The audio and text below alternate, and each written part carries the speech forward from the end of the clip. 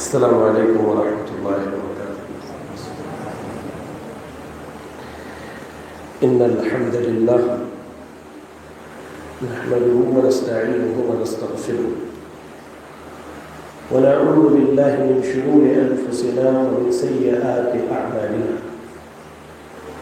من يهده الله فلا مضل له ومن يضلله فلا هادي له، وأشهد أن لا إله إلا الله وحده لا شريك له، وأشهد أن محمدا عبده ورسوله۔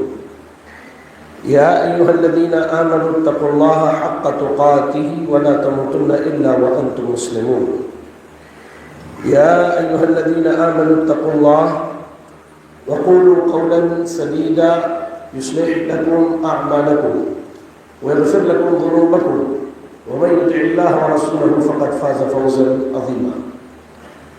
أما بعد فإن أصدق الحديث كتاب الله، وأحسن الهدي هدي محمد صلى الله عليه وسلم، وشر الأمور محدثاتها، وكل محدثة بدعة، وكل بدعة ضلالة، وكل ضلالة في النار۔ اعوذ باللہ السمیع العلیم من الشیطان الرجیم، بسم اللہ الرحمن الرحیم۔ قل هو اللہ احد اللہ الصمد لم یلد ولم یولد ولم یکن له کفوا احد۔ وقال اللہ تعالی ايضا ولقد اوحی الیک والى الذین من قبلک لئن اشرکت لیحبطن عملک ولتکونن من الخاسرین۔ رب اشرح لي صدري ويسر لي امري واحلل عقدة من لساني يفقهوا قولي، اللهم لا حول ولا قوة الا بك۔ محترم و مکرم علماء کرام، بالخصوص میرے عزیز بھائی فضیلۃ الشیخ معاویہ جامعی حفظہ اللہ، لاحق صد احترام بزرگ حضرات، نوجوان ساتھیوں، عزیز بچوں اور میری اسلامی ماؤں اور بہنوں، یہ تقریباً 3 دن کا دورہ تھا مسلسل، اور اس دورے کا یہ آخری درس آپ کے مہاراشٹرا کے میرج شہر میں طے پایا ہے، اور یہ میرے لیے بذات خود بڑی سعادت مندی کی بات ہے کہ اللہ رب العالمین نے موقع دیا کہ آپ جیسے سننے والے لوگوں کے سامنے کچھ باتیں رکھ سکوں، لیکن اس سے پہلے آپ کے امام صاحب فیضی صاحب جو ہیں بڑے بااخلاق اچھی طبیعت کے آدمی ہیں، اور اللہ کے لیے مجھ طالب علم سے محبت بھی کرتے ہیں، انہوں نے میرے تعلق سے بہت ساری باتیں کہی، میں ان باتوں کا واقعی لائق نہیں، ایک ادنا سا طالب علم ہوں، اور کوشش کروں گا کہ جو بھی باتیں کہوں دلائل کی روشنی میں کہوں تاکہ آپ کو سمجھنے میں آسانی ہو۔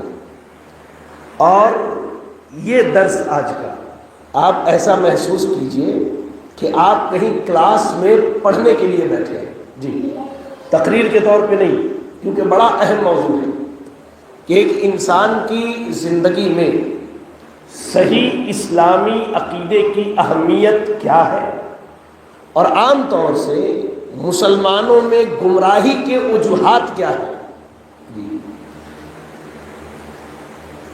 آپ ابھی مکتب کی طالبہ سے سن رہے تھے عقیدے کا لفظی اور شرعی معنی۔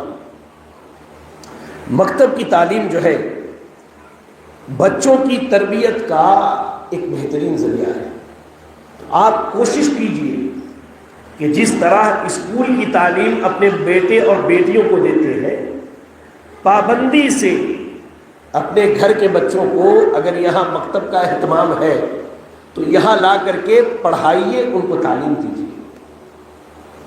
یہ مکتب کی تعلیم کے تعلق سے عربی زبان کا ایک شعر کہوں کہ ان من ادبتہ فی الصبا کالعود الذی یسقی الماء من غرسہ، اظہار العرب، ہم لوگوں کو عربی زبان سکھانے کے لیے پڑھائی جاتی ہے، شعر کی کتاب، تو اس میں شاعر کا یہ قول ہے کہ آپ جسے بچپن میں تربیت دیتے ہیں اس کی مثال اس بڑے درخت کی طرح ہے جو اپنے جڑ سے پانی کھینچتا ہے. جی آپ ایک پودا لگائیے، اس کی دیکھ ریکھ کیجئے، پانی دیجئے، اس کو چاروں طرف سے آپ اس کی حفاظت کیجئے، ایک وقت کے بعد وہ پھلدار درخت یا سایہ دار درخت بن جاتا ہے آپ کے لیے. مکتب کی تعلیم بچوں کے لیے اس جڑ کی حیثیت رکھتی ہے، اور یہی بچے بڑے ہونے کے بعد آپ کے لیے انشاءاللہ اجر اور جنت جانے کا ذریعہ بننے والے ہیں. بہرحال صحیح اسلامی عقیدہ یہ بڑا اہم موضوع ہے، اور ہر مسلمان کو اس موضوع پر پڑھنا چاہیے، سننا چاہیے، جاننا اور سیکھنا چاہیے. لفظ عقیدہ ہم خطبے میں سنتے ہیں، درس میں سنتے ہیں، محاضرے میں سنتے ہیں. لفظ عقیدہ کا معنی اصل میں ہوتا کیا ہے یہ پہلے آپ سمجھ لیجئے. میری طرف دھیان دیں، میری طرف. لفظ عقیدہ جو ہے یہ 3 الفاظ سے مل کے بنا ہے، عین، قاف اور دال. عقدہ، عقدہ لفظ سے عقیدہ بنا ہے. اور لفظ عقدہ یہ عام ڈکشنری میں اگر دیکھیں تو اس کا معنی یہ ہوتا ہے کسی چیز کو مضبوطی سے باندھ دینا.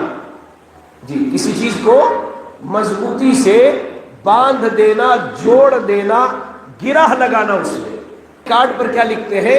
عقد نکاح. کیا لکھتے ہیں؟ عقد نکاح مسنون. اس کا معنی کیا ہوا کہ ایک انجان لڑکا اور ایک انجان لڑکی نکاح کے ذریعہ بندھن میں باندھ دیے گئے. تو لفظ عقیدہ کا معنی کیا ہوتا ہے؟ کسی چیز کا اعتقاد رکھ کے اس پر مضبوطی سے جم جانا، یہ عام معنی ہے. شرعی معنی کیا ہے؟ جی شرعی معنی کیا ہے کہ ایسے امور، ابھی بتاتا ہوں کن امور کی بات کر رہا ہوں. ایسے امور، ایسے معاملات جس پر ایک مسلمان اپنا عقیدہ رکھتا ہو اور اس میں شک و شبہ کی کوئی گنجائش نہ ہو. کن چیزوں پر عقیدہ رکھنا ہے یہ سوال ہے. عقیدے کے باب میں کن چیزوں پر بحث کی جاتی ہے، کن چیزوں کے بارے میں ہم بات کرتے ہیں.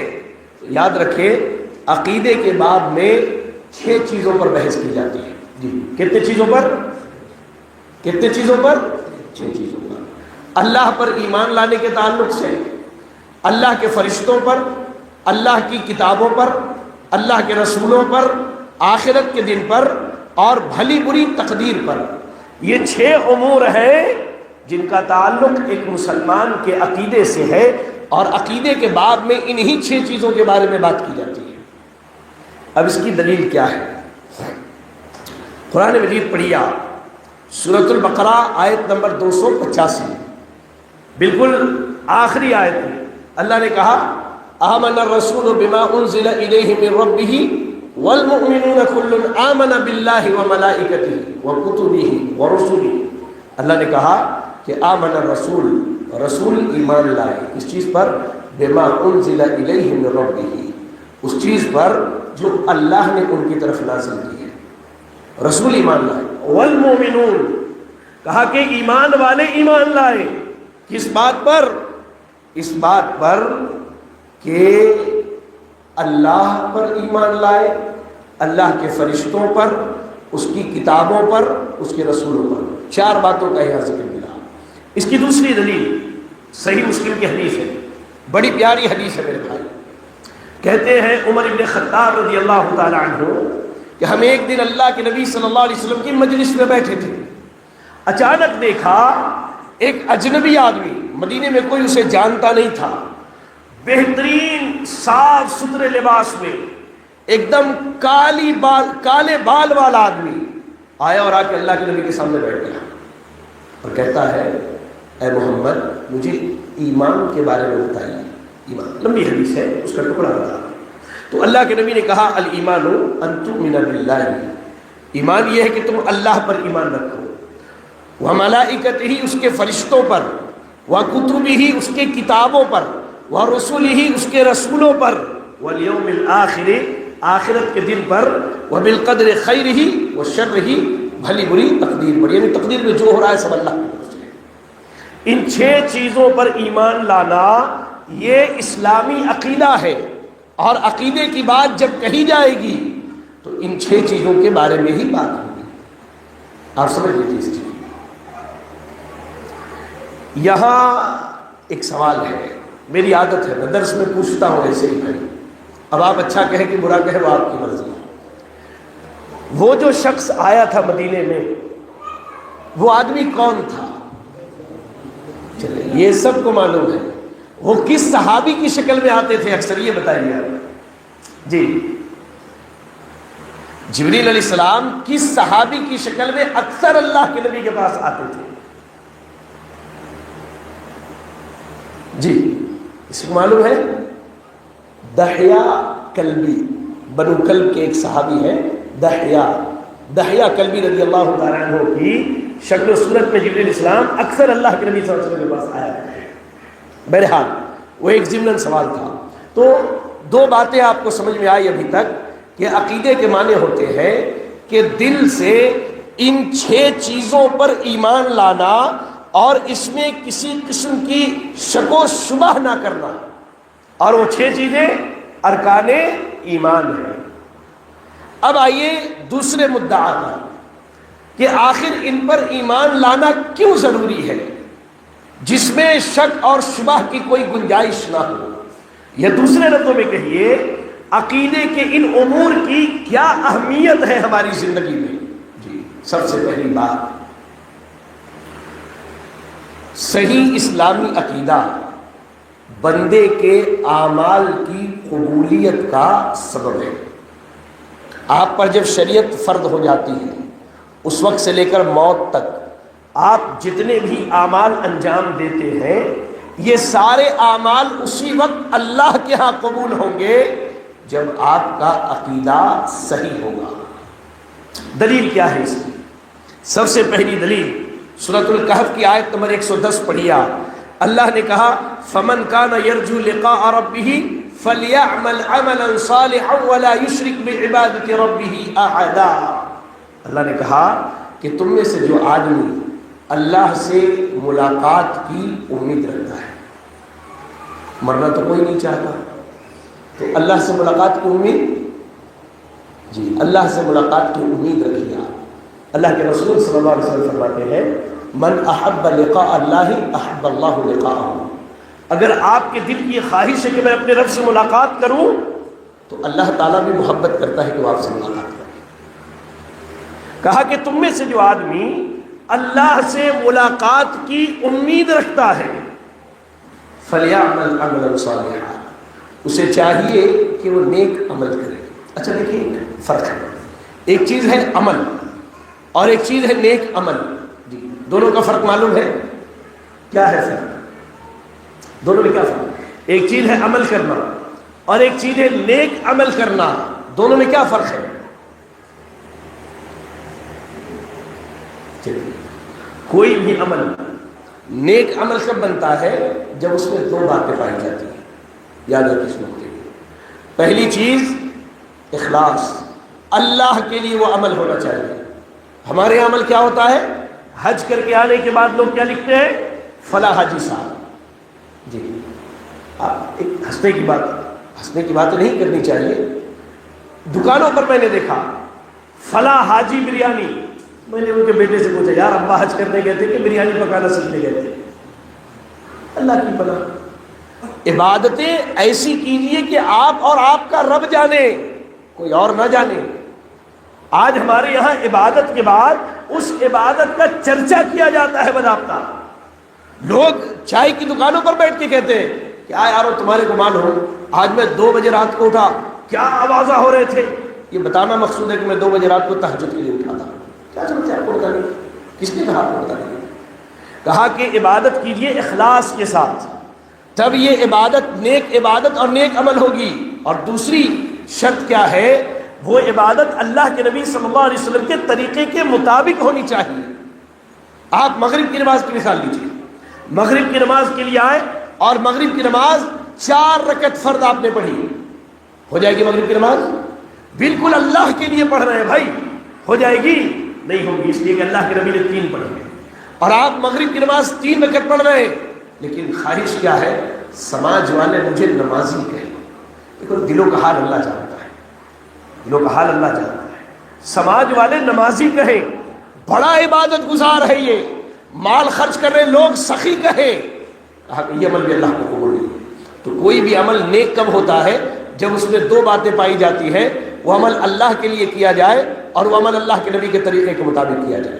چلیے، اللہ نے کہا کہ تم میں سے جو آدمی اللہ سے ملاقات کی امید رکھتا ہے اسے چاہیے کہ وہ نیک عمل کرے، اور اس کے بعد کہا وَلَا يُشْرِكْ بِعِبَادَةِ رَبِّهِ أَحَدًا، اللہ کی عبادت میں کسی کو شریک نہ کرے، یعنی اللہ کی عبادت میں کسی کو شریک کرے گا اللہ تعالیٰ اس کی عبادت کو قبول نہیں کرے گا۔ تو شرک عقیدے کے بگاڑ کا نام ہے، عقیدے میں خرابی کا نام ہے، عقیدے میں فساد کا نام ہے۔ شرک جو ہے یہ عقیدے کی بگاڑ ہے، عقیدے کی خرابی اور عقیدے کا فساد ہے۔ یہ آپ سمجھ لیجیے۔ تو کہا کہ سارے اعمال اسی وقت اللہ کے ہاں قبول ہوں گے جب آپ کے عقیدے کے اندر خرابی واقع نہیں ہوگی۔ دوسری دلیل دیجیے آپ، اللہ رب العالمین سورۃ المائدہ کی آیت نمبر 5 میں کہتا ہے وَمَن يَكْفُرْ بِالْإِيمَانِ فَقَدْ حَبِطَ عَمَلُهُ وَهُوَ فِي الْآخِرَةِ مِنَ الْخَاسِرِينَ۔ کہا کہ جو آدمی ایمان سے انکار کر جائے، علماء تفسیر لکھتے ہیں یہاں ایمان سے مراد صحیح عقیدہ ہے۔ آپ نے صحیح عقیدہ اختیار کیا، اس کے بعد آپ کفر میں چلے گئے، شرکیات میں پڑ گئے، نفاق میں پڑ گئے، تو اللہ نے کہا فقد حبط عملہ، اس نے زندگی بھر جتنے اعمال کیے ہیں اللہ سارے اعمال برباد کر دے گا، اللہ سارے اعمال برباد کر دے گا میرے بھائی۔ تو کہا کہ عقیدے کی خرابی عمل کی بربادی کا ذریعہ ہے، اور عقیدے کی اصلاح اعمال کی قبولیت کا سبب ہے۔ ایسے ہی آپ قرآن مجید پڑھیے، سورۃ الزمر کی آیت نمبر 65 کی تلاوت کیجیے۔ اللہ نے نبی اکرم صلی اللہ علیہ وسلم کو مخاطب کر کے کہا وَلَقَدْ أُوحِيَ إِلَيْكَ وَإِلَى الَّذِينَ مِن قَبْلِكَ لَئِنْ أَشْرَكْتَ لَيَحْبَطَنَّ عَمَلُكَ وَلَتَكُونَنَّ مِنَ الْخَاسِرِينَ۔ اللہ نے کہا نبی ہم نے آپ کو یہ حکم دیا، آپ کی طرف یہ پیغام بھیجا، اور آپ سے پہلے جتنے نبی آئے یعنی عیسیٰ علیہ السلام سے لے کر آدم علیہ السلام تک جتنے بھی انبیاء ہیں، اللہ نے سب کو یہی کہا کہ اے میرے نبیوں کی جماعت، اگر تمہارے عقیدے میں بھی خرابی ہو جائے تو اللہ تمہاری عبادت کو قبول نہیں کرے گا۔ سوچیے، انبیاء کے عقیدے میں اگر شرک آ جائے تو اللہ تعالیٰ انبیاء کی عبادت قبول نہ کرے تو ہماری اور آپ کی کیا حیثیت ہے؟ آپ اس کو ایک دنیاوی مثال سے سمجھیے میرے بھائی۔ آپ تہ بتہ 5 اینٹ رکھیے، 5 یا 6 اینٹ رکھیے، چلیے 5 اینٹ آپ نے رکھ لیا۔ پہلے اینٹ پر آپ لکھیے حج اوپر سے، دوسرے پہ لکھیے زکوٰۃ، تیسرے پر لکھیے آپ روزہ، اس کے بعد والے پر لکھیے آپ نماز، اور سب سے نیچے لکھیے عقیدہ توحید یا صحیح اسلامی عقیدہ۔ اگر آپ جھٹکے سے نیچے والی اینٹ کو کھینچیں گے نا تو اوپر کی ساری اینٹیں گر جائیں گی۔ یہی معاملہ ہے، عقیدے میں اگر بگاڑ پیدا ہو جائے، آپ پوری زندگی عمل کر کے اللہ سے ملاقات کریں گے، اللہ تعالیٰ کے ایک عمل کو قبول نہیں کرے گا، ایک عمل۔ اور اہل حدیثوں نے چور دروازے کھول رکھے عقیدے کے۔ جی ہاں، یہ بھی بتا دیتا ہوں، سنیے۔ گھر کی تعمیر کرتے کیا کیا؟ ایک ٹوٹی ہوئی ٹوکری، ایک جھاڑو اور ایک چپل لا کر کے باندھ دیا۔ کیوں بھائی؟ لوگوں کی نظر بد سے بچا رہا ہوں۔ ہاتھ میں دھاگے باندھ لیے، پیروں میں دھاگے، جی ہاں، کالا ٹیکا کہیں لگا دیا۔ اللہ اکبر، اللہ اکبر، یہ عقیدے کی خرابی ہے۔ گھر کی تعمیر کرتے واسطو دیکھتے ہیں، کچن کہاں بنانا ہے، واش روم کہاں بنانا ہے، بیڈ روم کہاں بنانا ہے کہ نحوست نہیں آئے گی۔ یہ عقیدے کی خرابی، عقیدے کے چور دروازے ہیں جو آپ کو شرکیات تک لے کر کے جانے والے ہیں۔ میرے بھائی، آپ کو میں ذاتی طور پہ کہتا ہوں، آپ کے پاس جو نعمت ہے نا، عقیدہ توحید کی نعمت، صحیح اسلامی عقیدے کی نعمت، سلف اس کے بارے میں کہتے، بعض علماء سلف، کہ اللہ نے مجھ پر 2 نعمتیں کی ہیں، اللہ نے اسلام کی ہدایت دی اور اللہ نے صحیح عقیدے کی ہدایت دی۔ مجھے نہیں معلوم کہ ان دونوں میں سے کون سی نعمت میرے لیے بڑی ہے۔ صحیح اسلامی عقیدے کی ہدایت کی اللہ کی عظیم ترین نعمتوں میں سے، عظیم ترین نعمتوں میں سے، کیونکہ آپ کہ زندگی کے سارے اعمال کی قبولیت کی بنیاد آپ کا صحیح عقیدہ ہے۔ اگر عقیدے میں خرابی واقع ہو جائے اللہ تعالیٰ ایک عمل قبول نہ کرے، اللہ تعالیٰ ایک عمل قبول نہ کرے۔ اچھا، صحیح اسلامی عقیدے کی اہمیت کو جاننے کے لیے آپ ایک اہم چیز سمجھیے۔ اللہ نے جتنے نبی اور رسول بھیجے اس دنیا کے اندر، سارے انبیاء اور رسول نے اپنی قوم کے اندر پائی جانے والی ساری خرابیوں میں سب سے پہلے عقیدے کی خرابی کی اصلاح کی۔ آپ کو میں مثال دے کے سمجھاتا ہوں۔ اچھا، ایک سوال کا جواب دیجیے، رسول اکرم صلی اللہ علیہ وسلم کو نبوت کتنے سال کی عمر میں ملتی ہے؟ یہ کہیں 40۔ آپ مکے میں کتنے سال تھے؟ جی، مکے میں کتنے سال تھے؟ 10 سال۔ اور مدینے میں؟ ایسا ہی ہے، جس نے کہا 13 ان کا جواب صحیح تھا۔ مکے میں آپ 13 سال تھے اور مدینے میں 10 سال تھے۔ اللہ آپ کو جزائے خیر دے، اللہ آپ کی حفاظت فرمائے۔ سمجھے؟ آپ نبی اکرم صلی اللہ علیہ وسلم کی 13 سالہ زندگی کا مطالعہ کیجیے، سوائے نماز کے دوسری کوئی عبادت اللہ نے مدینے میں فرض نہیں کی، مکے میں اللہ نے فرض نہیں کی، سوائے نماز کے۔ سوائے نماز کے اللہ نے کوئی بھی عبادت اللہ کے نبی پر 13 سالہ زندگی میں نازل نہیں کیا ہے۔ آخر کیوں؟ حالانکہ اس قوم کے اندر بڑی خرابیاں تھیں، بے شمار۔ شراب پینا ان کے لیے عام بات، چوری کرنا عام بات، لڑنا جھگڑنا قتل و غارت گری کرنا عام بات، بیٹیوں کو زندہ دفن کرنا ان کے لیے عام سی بات تھی۔ لڑائی جھگڑے لمبے چلتے تھے، بت پرستی میں مبتلا تھے، بت پرستی میں مبتلا تھے، اپنے نیک لوگوں کی عبادت میں لگے ہوئے تھے یہ لوگ، اللہ نیک لوگوں کی عبادت۔ اللہ نے ان میں سے کسی خرابی کی اصلاح کا حکم نہیں دیا۔ نبی اکرم صلی اللہ علیہ وسلم کھڑے ہوتے ہیں، صفا پہاڑی پہ چڑھتے ہیں اور آواز لگاتے یا صباحہ، سارے مکے کے لوگ جمع ہو گئے۔ کہا کہ اگر میں تمہیں یہ بتاؤں کہ میرے پیچھے اس پہاڑ کے پیچھے ایک بہت بڑی لشکر ہے جو تم پر حملہ کرنا چاہتی ہے، یقین کرو گے؟ کہا کہ ہاں۔ کہا میں تمہیں اس سے بھیانک چیز کے بارے میں بتاتا ہوں کہ یہ شرک چھوڑ دو، لا الہ الا اللہ کو قبول کر لو، تم جنت کے اندر داخل ہو جاؤ گے۔ کیا جواب دیا انہوں نے؟ کیا کہا؟ مکے کے لوگوں نے جواب دیا اجعل الآلہۃ الہ واحدہ ان ھذا لشیء عجاب۔ بڑی تعجب کی بات ہے، یہ اتنے باپ داداؤں نے جو معبود بنا رکھے تھے، یہ رزق دینے والا، یہ اولاد دینے والا، یہ معبودوں کا عالم تو یہ تھا کہ عمر بن خطاب رضی اللہ تعالیٰ عنہ کہتے ہیں کہ زمانہ جاہلیت میں ایک مرتبہ ہم سفر میں نکلے، ساتھ میں حفاظت کرنے والا معبود نہیں لے کے گئے تھے۔ شام ہوئی، پڑاؤ ڈالا، اب ڈھونڈنے لگے کہ بھائی وہ معبود کہاں ہے جو قافلے کی حفاظت کرتا ہے؟ کہا کسی کے پاس نہیں۔ کہا ایسا کرو، ستو لائے ہو، ستو گوند کے معبود بنا لیا اور ایک اونچی جگہ پر رکھ دی۔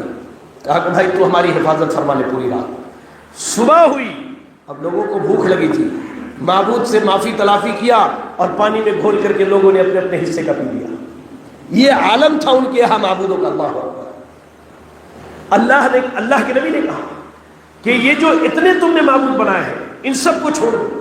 وہ کہتے ہیں کہ بڑی تعجب کی بات ہے، سب کو چھوڑ کے ایک کی طرف آ جائے ہم۔ اللہ اکبر۔ ابو لہب نے بدبخت نے کہا تھا تب اللہ کیا محمد الہذا جمعتنا، محمد تو برباد ہو جا، اس کے لیے ہمیں جمع کیا ہے۔ اللہ نے کہا تبت یدا ابی لہب و تب، ابو لہب اور اس کی آنے والی جو نسلیں ہیں وہ تباہ و برباد ہونے والی۔ آپ غور کیجیے، اللہ کے نبی نے کسی بیماری کا علاج نہیں کیا، آپ 13 سال تک ایک ہی بات کہتے رہے، لا الہ الا اللہ، لا الہ الا اللہ، لا الہ الا اللہ، اور اسی لا الہ الا اللہ کی دعوت کی۔ میں جس شہر میں دعوت و تبلیغ کیا کرتا تھا، شہر طائف سعودی عرب کا، اللہ کے نبی صلی اللہ علیہ وسلم مکہ سے طائف کا سفر طے کرتے ہیں۔ آج ہمیں یہ عقیدے کی نعمت جو اتنی آسانی سے ملی ہے، سنو ذرا، میرے نبی نے اس عقیدے کی دعوت کے لیے کتنی قربانیاں دی۔ میں اس بات کا عینی شاہد ہوں، طائف سے مکہ آنے اور طائف سے مکہ جانے کے دو راستے ہیں. ایک راستہ سڑک کا راستہ ہے، 119 کلومیٹر پڑتا ہے وہ، جس میں میقات سیل الکبیر ہے، قرن منازل جس کو کہا جاتا ہے، اور دوسرا راستہ پہاڑ کا راستہ ہے. یہ 90 کلومیٹر ہے. پہاڑ سے اتریں گے مکے کی وادی میں چلے جائیں گے. اہل علم نے لکھا ہے کہ اللہ کے نبی پہاڑ کے راستے سے طائف آئے تھے. اللہ کی قسم، ان ننگی آنکھوں سے میں نے ان پہاڑوں کو دیکھا ہے. پہاڑ کیسے ہیں؟ ایسے کھڑے کھڑے پہاڑ، سنگلاخ ہے، آدمی ٹھہر نہ پائے، ٹھہر نہ پائے آدمی. پہاڑ کے نیچے سے آج بھی راستہ بنا ہوا ہے. بہت کم لوگ ادھر سے جاتے ہیں، دہشت ہوتی ہے کہیں پہاڑ کی کھائی میں گر کے مر نہ جائے. اللہ کے نبی امتیوں سے کتنی محبت کرتے تھے، ہمارے ایمان کے کتنے خواہش مند تھے کہ اللہ نے کہا فَلَعَلَّكَ بَاخِعٌ نَفْسَكَ عَلَىٰ آثَارِهِمْ إِن لَّمْ يُؤْمِنُوا بِهَٰذَا الْحَدِيثِ أَسَفًا. اگر ایمان نہیں لائیں گے تو نبی لگتا ہے کہ آپ اپنے آپ کو ہلاک کر لیں گے. آپ اتنی شدت اور تکلیف برداشت کر کے طائف آتے ہیں اور آ کر کے ایک ہی بات کہتے ہیں، اے لوگوں لا الہ الا اللہ کی دعوت کو قبول کر لو. آج ہمیں یہ لینا بڑی آسانی سے نہیں ہے، ہمارے یہاں قدر نہیں ہے اس کی، ہمارے یہاں اس کی قدر نہیں. اللہ کہا قبول کر لو، چلو قبول نہ کیا چھوڑ دیتے ہیں. لیکن ان ظالموں نے اور بدماشوں کو میرے نبی کے پیچھے لگایا. وہاں کے بدبخت بچوں نے آپ پر ظلم و زیادتی کی، آپ کے جسم اطہر کو لہو لہان کر دیا. اللہ، آپ پریشان ہو، بالکل غم کبیرہ خاطر ہو کر ایک دم دل چھوٹا کر کے آپ طائف سے دوبارہ مکے کو پلٹ آئے. اللہ بھائی، اللہ کے نبی صلی اللہ علیہ وسلم نے اور آپ سے پہلے سارے انبیاء نے اپنی امت کے اندر جن خرابیوں کا علاج کیا، ان میں سب سے پہلی بڑی خرابی اور سب سے زیادہ علاج عقیدہ توحید کے باب میں کیا، صحیح عقیدے کے باب میں. قرآن مجید پڑھیے، اللہ رب العالمین نے سورۃ الانبیاء میں کہا وما ارسلنا من قبلک من رسول الا نوحی الیہ انہ لا الہ الا انا فاعبدون. اے نبی، ہم نے آپ سے پہلے جتنے بھی نبی اور رسول بھیجے، سارے نبیوں کو اسی بات کا حکم دیا کہ تم ایک اللہ کی عبادت کرو اور اس کی عبادت میں کسی کو شریک نہ کرو. سورۃ النحل کی آیت نمبر 36 میں اللہ نے کہا وَلَقَدْ بَعَثْنَا فِي كُلِّ أُمَّةٍ رَسُولًا أَنِ اعْبُدُوا اللَّهَ وَاجْتَنِبُوا الطَّاغُوتَ. ہم نے ہر امت میں ایک رسول بھیجا، جو رسول لوگوں کو ایک اللہ کی عبادت کی دعوت دیتا اور اللہ کے علاوہ جس کی بھی عبادت کی جاتی لوگوں کو ان کی عبادت سے روک دیتا. تو یاد رکھیں عقیدہ توحید کی اہمیت کے لیے دوسری بات ہم نے جو بتائی وہ یہ کہ تمام انبیاء کی دعوت کا مرکز صحیح اسلامی عقیدہ رہا ہے. عقیدہ توحید یا صحیح اسلامی عقیدے کی اہمیت آپ ایسے بھی سمجھیے کہ آپ کو اگر دنیا اور آخرت میں اللہ کی طرف سے ہدایت، امن، شانتی اور سکون چاہیے تو آپ کو اپنے عقیدے کی اصلاح کرنی ہوگی، اور اللہ تعالیٰ یہ چیزیں نہیں دے گا. آپ پڑھیں قرآن مجید کی تلاوت کریں، سورۃ الانعام کی آیت نمبر 82 پڑھیے. اللہ نے کہا الذین آمنوا ولم یلبسوا ایمانہم بظلم اولئک لہم الامن وہم مہتدون. اللہ نے کہا جو لوگ ایمان لائے ولم یلبسوا ایمانہم بظلم، اور اپنے ایمان میں ظلم کو نہیں ملایا. جب یہ آیت نازل ہوئی صحابہ پریشان ہو گئے، کہا اللہ کے رسول صلی اللہ علیہ وسلم اینا لم یظلم نفسہ، کون ہے جو ہم میں سے اپنے اوپر ظلم نہیں کرتا؟ تو آپ نے کہا کہ یہاں ظلم سے مراد وہ ظلم ہے جس کی وصیت لقمان حکیم نے اپنے بیٹے کو کی اور کہا یا بنی لا تشرک باللہ ان الشرک لظلم عظیم. اے میرے بیٹے شرک نہ کرنا، شرک کائنات کا سب سے بڑا ظلم ہے، شرک کائنات کا سب سے بڑا ظلم ہے. تو کہا کہ جو لوگ ایمان لائے اور ایمان لانے کے بعد شرک نہیں کیا، ایمان لانا یہ صحیح عقیدہ اختیار کرنا ہے اور شرک کرنا یہ عقیدے کو بگاڑ دینا ہے. کہا کہ ایمان لانے کے بعد عقیدے میں بگاڑ پیدا نہیں ہوا، اولئک لہم الامن، ایسے ہی لوگوں کے لیے اللہ نے امن رکھا ہے، اولئک هم المہتدون، یہی لوگ ہدایت یافتہ ہوں گے. یہ تین باتیں آپ یاد رکھیں کہ عقیدہ توحید کی اہمیت پر یا صحیح اسلامی عقیدے کی اہمیت پر کہ ہماری زندگی کے سارے اعمال اللہ اسی وقت قبول کرے گا جب ہمارا عقیدہ صحیح ہوگا. دوسری بات صحیح اسلامی عقیدے کی اہمیت یہ ہے کہ اللہ نے جتنے انبیاء اور رسول بھیجے سارے انبیاء اور رسول نے صحیح اسلامی عقیدے کی ہی دعوت دی اور اپنی قوم کی اسی بیماری کا زندگی بھر علاج کرتے رہے۔ اتنا لمبا علاج کہ نوح علیہ السلام 950 سال تک اپنی قوم سے یہی کہتے رہے، یا قوم اعبدوا اللہ ما لکم من الہ غیرہ، اے میری قوم کے لوگوں ایک اللہ کی عبادت کرو، اس ایک رب کے علاوہ تمہارا کوئی معبود نہیں ہے۔ 950 سال تک ہمارے ہاں لوگ کہتے شیخ میں عقیدہ توحید پر آ گیا، گھر کے لوگوں کو دعوت دیتے دیتے تھک گیا۔ ابھی آپ کی زندگی میں 950 سال نہیں ہوئے کہ آپ تھک گئے؟ جی مسلسل دعوت کیجیے، مسلسل سمجھائیے، نصیحت کیجیے، انہیں بتائیے اللہ ایک دن ان کے دلوں کو کھول دے گا اللہ بنا کے۔ اس کے بعد تیسری بات جو ہم نے بتائی وہ یہ کہ اگر آپ دنیا اور آخرت میں امن چاہتے ہیں اور دنیا میں ہدایت کے طلبگار ہیں تو آپ اپنے عقیدے کی اصلاح کیجئے، صحیح اسلامی عقیدے پر قائم رہیے، ورنہ گمراہی آپ کے ہاتھ لگنے والی ہے۔ اچھا، درس کے دوسرے حصے میں آتے ہیں کہ عقیدے کے باب میں دلیل کہاں سے لی جائے، یہ بڑا اہم مسئلہ ہے۔ ہمارے یہاں کیا ہوتا ہے، بعض صوفیہ اکرام کو دیکھیے، اچانک لوگوں کے درمیان نمودار ہوتے اور کیا کہتے ہیں کہ آج مجھے الہام ہوا ہے، آج مجھ پر یہ کشف ہوا ہے، آج میں یہیں بیٹھے بیٹھے مکہ مدینہ اور ساری چیزوں کی زیارت کر لی ہے میں نے، اللہ، اور وہاں سے یہ خبر لے کر کے آیا۔ اس کے بعد لوگوں کو مسئلہ بتاتے ہیں، لوگ عقیدت میں آ کر کے اس مسئلے کو عقیدے کا مسئلہ بنا لیتے ہیں۔ تو سوال یہ ہے کہ ہمارے سامنے عقیدے کی جب بات کی جائے یا ہم کسی سے عقیدے کے بارے میں بات کریں تو دلیل کہاں سے لی جائے؟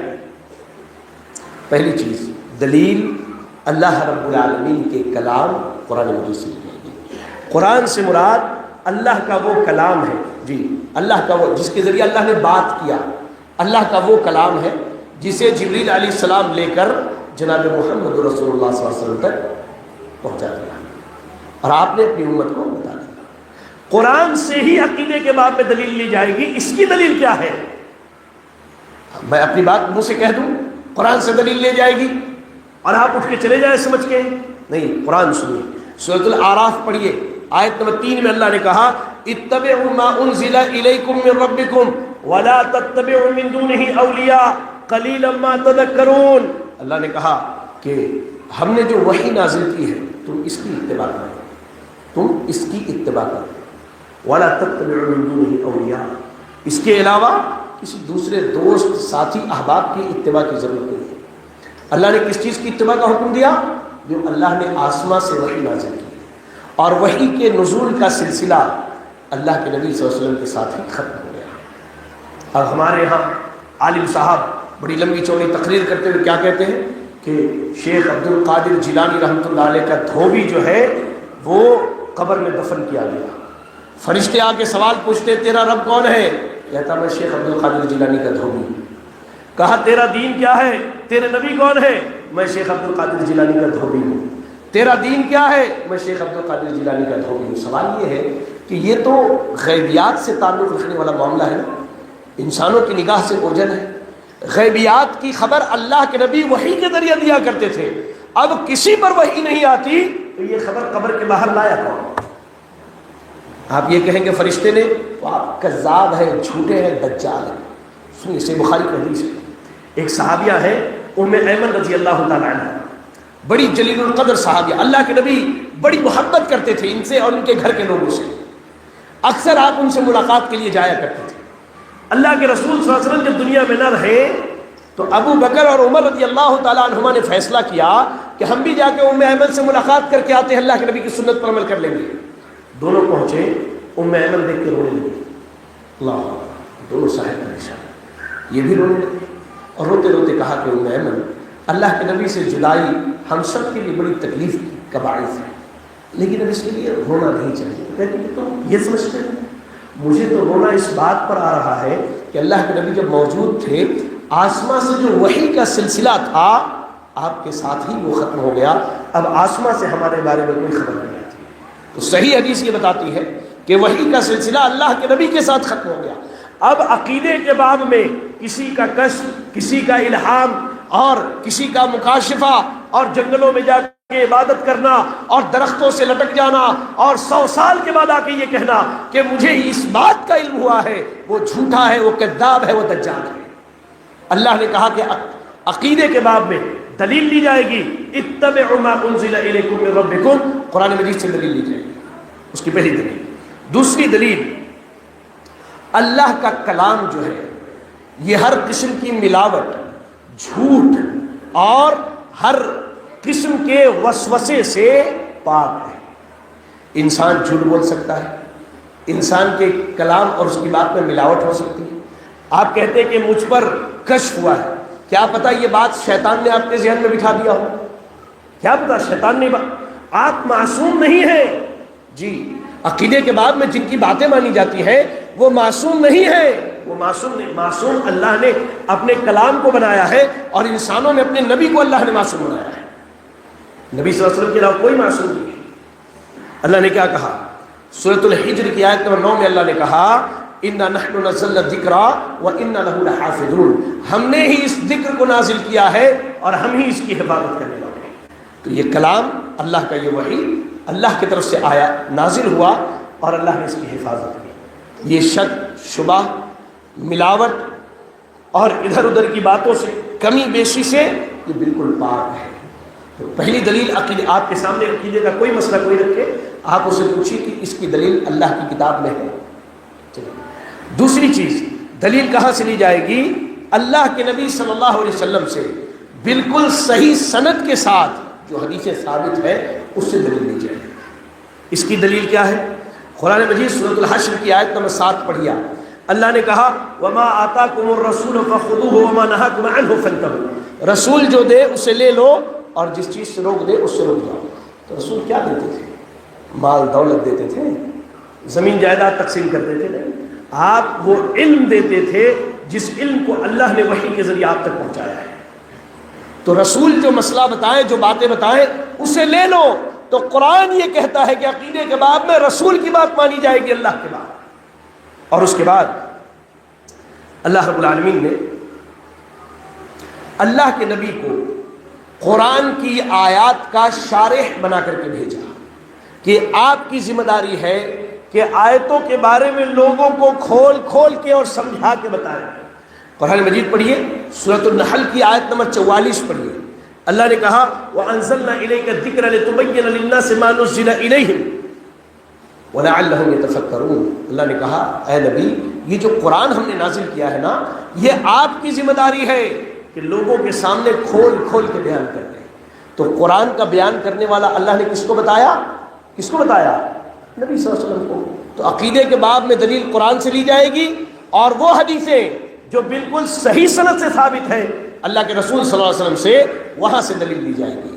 اور تیسری چیز، عقیدے کے باب میں دلیل ان تمام صحابہ اکرام، عقیدے کے باب میں دلیل صحابہ اکرام کے اجماع سے لی جائے گی، یعنی عقیدے کے وہ تمام مسائل جن پر صحابہ متفق تھے وہ ہمارے لیے دلیل ہے۔ اس کی دلیل کیا ہے؟ قرآن مجید پڑھیے، اللہ رب العالمین نے قرآن مجید سورۃ النساء کی آیت نمبر 115 میں کہا وَمَن يُشَاقِقِ الرَّسُولَ مِن بَعْدِ مَا تَبَيَّنَ لَهُ الْهُدَى وَيَتَّبِعْ غَيْرَ سَبِيلِ الْمُؤْمِنِينَ نُوَلِّهِ مَا تَوَلَّىٰ وَنُصْلِهِ جَهَنَّمَ وَسَاءَتْ مَصِيرًا۔ اللہ نے کہا کہ ہدایت آ گئی آپ کے پاس، قرآن آ گیا، نبی آ گئے، ہدایت کے آ جانے کے بعد اب اگر رسول کی مخالفت کیجئے گا جہنم میں جائیے گا۔ اتنی بات اللہ کہہ دے کافی ہے، کافی ہے نا کہ ہدایت آ گئی، اب رسول کی مخالفت کریں گے تو جہنم میں جائیں گے۔ لیکن اللہ نے کیا کہا وَيَتَّبِعْ غَيْرَ سَبِيلِ الْمُؤْمِنِينَ، جی صحابہ کے راستے کو چھوڑ کر کے کسی اور راستے پر چلیں گے، جہاں جائیں گے اللہ وہیں لے جائے گا اور اللہ گھسیٹ کے جہنم میں ڈالے گا۔ تو پتہ یہ چلا کہ عقیدے کے باب میں دلیل قرآن، اللہ کے نبی کی صحیح سند سے ثابت حدیثیں اور سنتیں اور صحابہ اکرام کے اجماع سے لی جائے گی، اجماع سے لی جائے گی۔ اس کی دلیل کیا ہے؟ آپ دیکھیں جامع ترمذی کی روایت ہے، عبداللہ ابن عمر رضی اللہ تعالیٰ عنہ کہتے اللہ کے نبی نے فرمایا اللہ تعالیٰ میری اس امت کو گمراہی پر جمع نہیں کرے گا۔ یعنی صحابہ عقیدے کے جن مسائل پر متفق تھے وہ حق پر تھے، وہ گمراہی پر نہیں تھے، وہ گمراہی پر نہیں تھے، وہ حق پر تھے، یہ اللہ کے نبی نے کہا ہے۔ تو عقیدے کے باب میں دلیل 3 چیزوں سے لی جائے گی۔ کوئی آپ کے سامنے کوئی مسئلہ پیش کر دے عقیدے کا، آپ اس سے یہی پوچھیے اس مسئلے کی دلیل، یا آپ جو بتا رہے ہیں اس کی دلیل اللہ کی کتاب قرآن میں ہے، اللہ کے نبی صلی اللہ علیہ وسلم کی صحیح احادیث مبارکہ میں ہے، یا صحابہ کے اجماع میں اس کی دلیل ہے، تو الحمدللہ قبول کیجئے، عمل کیجئے۔ نہیں ہے ساری دنیا اس پر عمل کرے، آپ اس پر عمل نہ کریں، ورنہ وہ عقیدے کا بگاڑ ہوگا، فساد ہوگا، اور وہی آپ کے اعمال کے رد کیے جانے اور جہنم پہنچانے کے لیے آپ کے لیے کافی ہے۔ یہ 2 باتیں ہو گئی۔ اچھا یہ بتائیں، میری بات سمجھ میں آ رہی ہے آپ لوگوں کو؟ بولے یار، صحیح تو؟ چلے ٹھیک ہے۔ اب تیسرا مسئلہ ہمارے درس میں، آج بر صغیر میں ہند و پاک، بنگلہ دیش اور نیپال سے لگے ان علاقوں میں بالخصوص لوگ عقیدے کے باب میں گمراہ کیوں ہیں؟ یہ سب سے بڑا سوال ہے۔ اور آپ میں سے کتنے ایسے لوگ ہیں جو وہاں سے نکل کر کے یہاں آئے ہیں؟ جب آپ میری باتوں کو سنیں گے تو آپ اپنے دل میں کہیں گے سامنے والا بات تو بالکل صحیح کہہ رہا ہے، یہی معاملہ تھا ہماری زندگی میں۔ آئیے، عقیدے کے باب میں گمراہ ہونے کی سب سے پہلی وجہ کیا ہے؟ صحیح عقیدے کا علم نہ ہونا۔ اب ہمارے یہاں کیا ہے، اللہ معاف فرمائے، بیچارے علماء جو ہے تقریر کرنے والے ہیں، وہ آتے ہیں بیچارے جمعہ کے خطبے میں، میں اپنے مسلک کی بات نہیں کر رہا ہوں جی، ہمارے یہاں تو ماشاءاللہ جمعہ کے خطبے بڑے ایسے دیے جاتے ہیں کہ وہاں کے لوگ اگر 2-4 خطبہ سن لیں تو ان کے عقیدے کی اصلاح ہو جاتی ہے۔ وہ بیچارے آتے ہیں اور وہ آ کر کے ان کی کہانی، ان کی کہانی، اس کے فضائل، اس کے فضائل، یہ باتیں، وہ معاملات، یہی سب بیان کرتے ہیں، صحیح اسلامی عقیدے کی بات ہی نہیں کرتے ہیں۔ وہاں کیا ہے، عشق محبت کی بات ہوتی ہے جی، عشق محبت کی بات ہوتی ہے وہاں پر، فلاں سے یہ عشق ہے ہمیں، فلاں سے وہ عشق ہے۔ ارے آپ دیکھیں، عشق کی بات آئی ہے، بتا دیتا ہوں آپ کو۔ امام ابن قیم رحمۃ اللہ علیہ نے لکھا ہے کہ محبت کو اگر بانٹا جائے تو 10 حصوں میں بانٹ سکتے ہیں۔ سب سے گھٹیا حصہ جو ہے وہ عشق ہے۔ عشق کے معنی ہوتے ہیں انسان کا ہوس کے ساتھ کسی سے محبت کرنا، اور آپ کہتے ہیں کہ ہمیں نبی سے عشق ہے۔ کبھی زندگی میں نہیں کہا کہ بیٹی سے عشق ہے، ماں سے عشق ہے، ہاں بہن سے عشق ہے، نہیں کہتے، مطلب نبی تمہاری ماں بہن بیٹیوں سے گئے گزرے ہیں کہ تم کہتے ہو نبی سے عشق ہے۔ اللہ، عشق سماج کا سب سے بازارو لفظ ہے، اللہ اس کے کہتے ہیں نبی سے عشق ہے، فلاں ولی سے عشق ہے، اللہ آج کے رسول ہے۔ بھائی، عقیدے میں بگاڑ کی سب سے پہلی وجہ کیا ہے؟ صحیح اسلامی عقیدے کا علم نہ ہونا۔ عمر ابن خطاب رضی اللہ تعالیٰ عنہ کہتے ہیں کہ اسلام جو ہے ایک وقت کے بعد اس کی ایک ایک کڑی نکلتی چلی جائے گی، یہاں تک کہ کچھ لوگ جب پیدا ہوں گے ان کے سامنے صحیح بات رکھی جائے گی تو وہ کہیں گے ہمیں تو معلوم ہی نہیں کہ دین کا حصہ ہے کہ نہیں۔ کب ہوگا یہ؟ جب صحیح عقیدے کا علم ان کو نہیں دیا جائے گا۔ صحیح عقیدے کا علم نہ ہونا، اس پر بیانات نہ ہونا، لوگوں کی اصلاح نہ کیا جانا، اس کے پیچھے لگ کر کے لوگوں کو صحیح عقیدے پر نہ لانا، یہ سب سے بڑی وجہ ہے ہمارے سماج میں غیر اسلامی عقائد کے رائج ہونے اور لوگوں کا ان عقائد کے اختیار کرنے کا۔ یہ پہلی وجہ ہے۔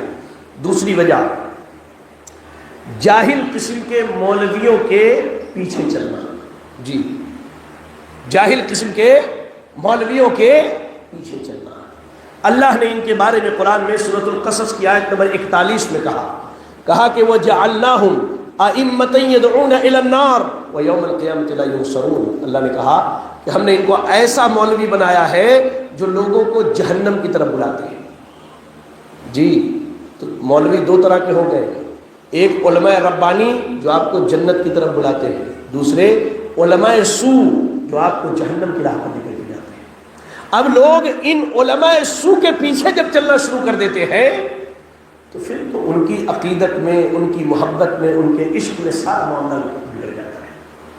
یاد رکھیں میرے بھائی، حذیفہ ابن یمان رضی اللہ تعالیٰ عنہ حدیث کے راوی ہیں، صحیح مسلم کی حدیث ہے، اللہ کے نبی صلی اللہ علیہ وسلم نے فرمایا یکون دعات علی ابواب جہنم، جہنم کے دروازے پر کچھ دعات ہوں گے، مولوی ہوں گے، علماء سو ہوں گے، کیا کریں گے؟ لوگوں کو جہنم کی طرف بلائیں گے، آؤ آؤ ادھر آؤ۔ کہا اللہ کے نبی نے فمن اجابہم الیہا قذفوہ فیہا، جو ان کی باتوں کو سن لے گا یہ اسے اٹھا کے جہنم میں ڈال دیں گے۔ اب حذیفہ ابن یمان رضی اللہ تعالیٰ پریشان ہوئے، کہا کہ اللہ کے نبی بتائیے یہ علماء سو کیسے ہوں گے؟ کہا ہم قوم من جلدتنا یتکلمون بألسنتنا، کہا کہ وہ ہمارے ہی طرح انسان ہوں گے اور ہم جیسی باتیں کرتے ہیں وہ بھی ایسی ہی باتیں کریں گے۔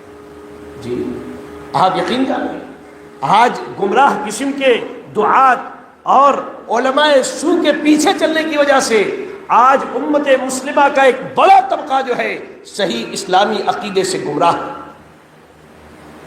اور سنیے ایک حدیث صحیح بخاری سے مسلم کی حدیث ہے، عبداللہ ابن عمرو ابن عاص رضی اللہ تعالیٰ عنہ فرماتے ہیں کہ میں نے اللہ کے نبی کو فرماتے ہوئے سنا ان اللہ لا یقبض العلم انتزاعا، کہا کہ اللہ تعالیٰ ایک ہی مرتبہ علم کو نہیں اٹھائے گا بلکہ اللہ تعالیٰ بندوں سے آہستہ آہستہ علم کو اٹھائے گا۔ اس کے بعد اللہ کے نبی صلی اللہ علیہ وسلم فرماتے ہیں وَلَكِنْ يَقْبِضُ الْعِلْمَ بِقَبْضِ الْعُلَمَاءِ، اللہ تعالیٰ علماء ربانی کو موت دے گا، اس کے ذریعہ اللہ تعالیٰ علم اٹھا لے گا۔ اب کیا ہوگا؟ حَتَّى اِذَا لَمْ يُبْقِ عَالِمًا اتَّخَذَ النَّاسُ رُؤُوسًا جُهَّالًا، یہاں تک کہ کوئی عالم نہیں ہوگا، کوئی عالم نہیں ہوگا، پھر لوگ بردر کو، سسٹر کو، انکل کو، آنٹی کو اپنا عالم بنا لیں گے۔ جی یہ ہنسنے کی بات نہیں ہے، یہ ہمارے سماج میں یہی ہو رہا ہے۔ غیر عالم ہے جسے الف کا نام بھالا نہیں معلوم، آپ اس سے پوچھ لیجئے کہ بسم اللہ میں اللہ کے ہاں پر زیر کیوں ہے، زبر کیوں نہیں ہے؟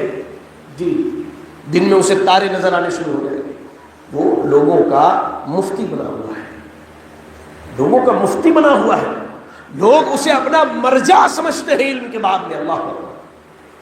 اللہ کے نبی صلی اللہ علیہ وسلم اللہ عالموں کو اٹھائے گا، بچیں گے جاہل قسم کے لوگ جو لباس سے، زبان سے، اپنی حرکتوں سے لوگوں کو بتائیں گے کہ ہم عالم ہیں، جا جا کے لوگوں کو بتائیں گے ہم عالم ہیں، ہم سے دین لیجئے، ہم سے دین سیکھیے۔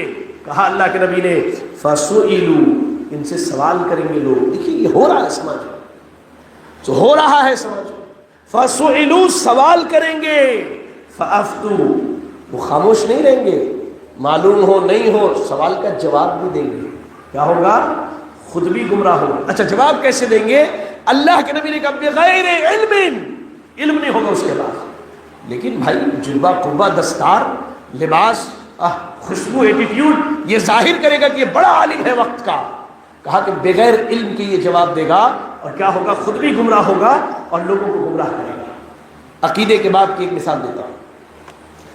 غیر عالم جب عالم بنتا ہے نا، تو میں نے کل کے درس میں کہا تھا کہ وہ ایک لفظ اردو میں استعمال ہوتا ہے نوادرات، انوکھی انوکھی باتیں کرتا ہے، نوادرات بھی کھیلتا ہے۔ عقیدے کے بعد میں کیا ہے کہ انسان فرشتوں کو ان کی شکل میں نہیں دیکھ سکتا۔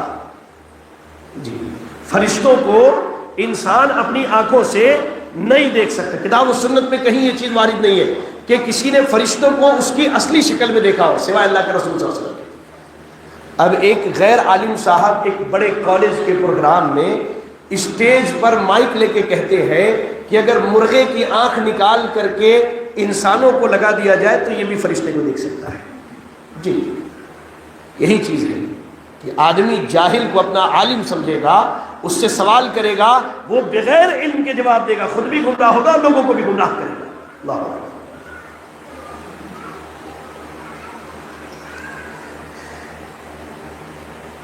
آپ کو میں علماء سو کی 2-3 مثالیں دیتا ہوں۔ موسیٰ علیہ السلام کے زمانے میں چلیے آپ، موسیٰ علیہ السلام کو اللہ نے 40 دن کے لیے کوہ طور پر بلایا۔